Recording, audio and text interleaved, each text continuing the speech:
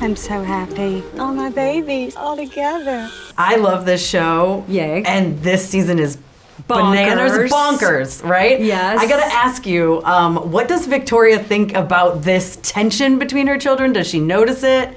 Where does she lie on that? Victoria has a, she's a narcissistic mother. I think she sees what she wants, and what she sees is pretty perfect. Her perfect children.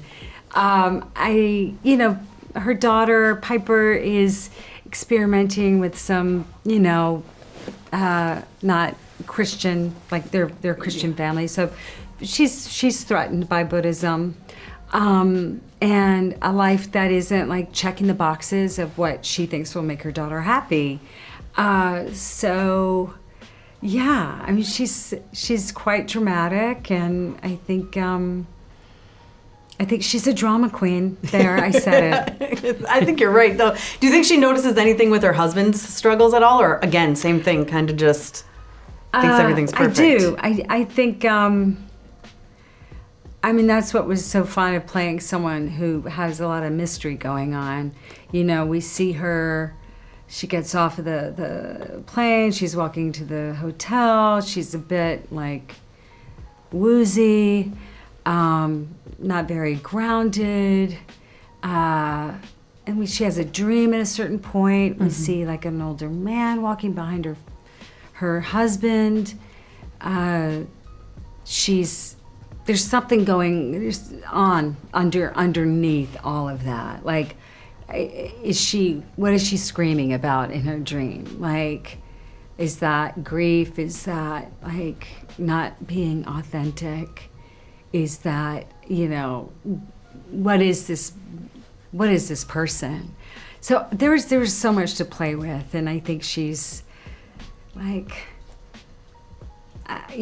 love all, spirituality and all of that stuff. So I'm maybe I think Victoria could be talked into a little Tibetan Buddhism, a little New Agey, but she kind of uses it to be, to control her family, to have them be successful in the success that she thinks that they should be. But then something is brewing. Something is going to change their lives. They have no control over it. And I like to think of the family unit as they're all kind of they're all in it together, and they kind of represent each other, parts, extensions of each other. And Lachlan and his concern about the environment in this monsoon that could happen.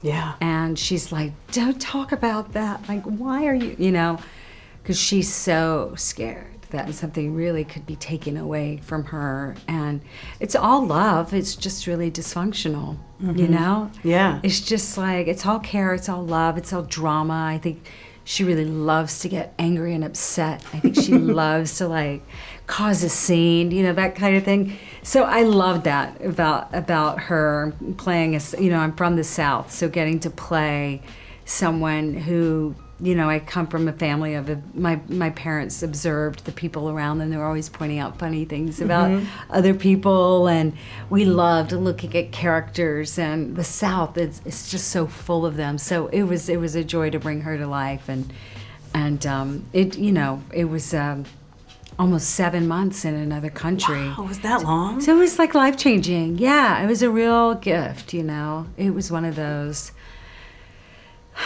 Yeah, you won't forget it. No. Baptism through fire. I love it. I love the dynamic. We've only seen the first 6 episodes, but I just know things are about to get even crazier, I'm sure. Oh, yeah.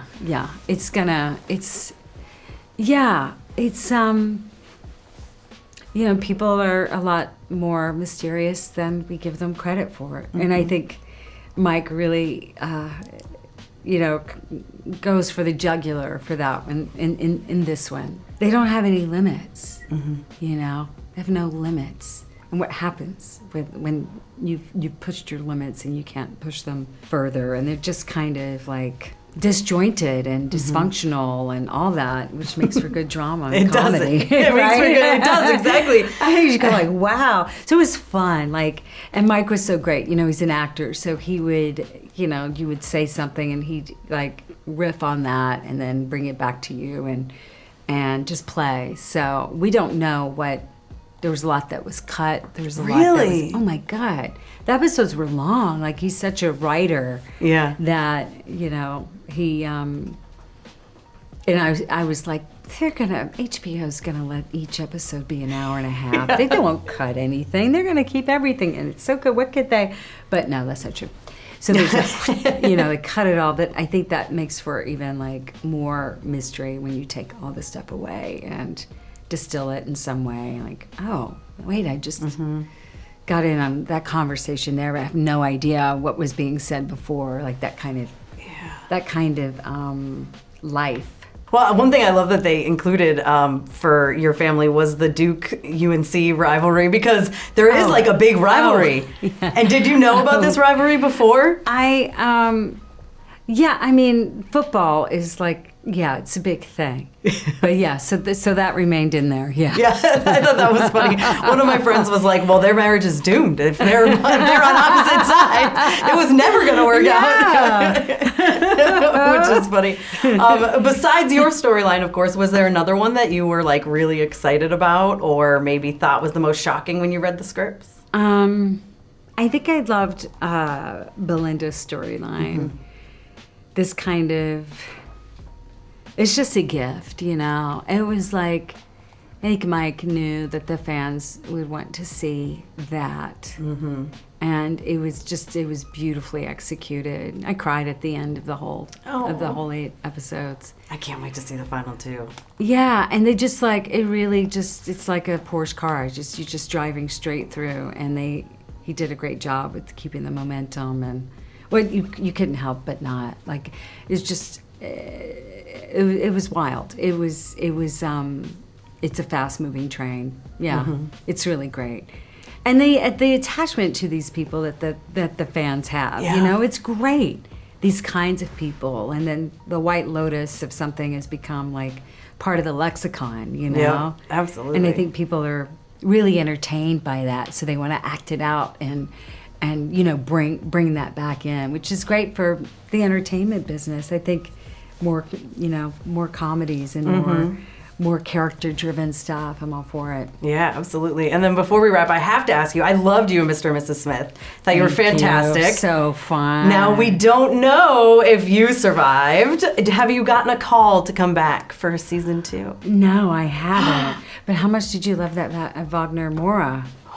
What a dreamboat. What a dreamy guy. We had such a good time between the 4 of us and Maya and Donald and Wagner. Great group of people. It was really fun. Great. Really great. Great writing, so witty, so subtle, and they're just so bad, these rotten people, right? They really are. Yeah. They just sold their lives. You're just like, and then this couple isn't even married. My mother, you know what I mean? Yeah. She's just like, and my mom, who's really loved that, she thought that was hilarious. It was great. So I wouldn't be mad if they called you back. So yeah, thank you. I'm sure y'all cheat on your taxes, Mom. Well, not so badly that we have to leave the country.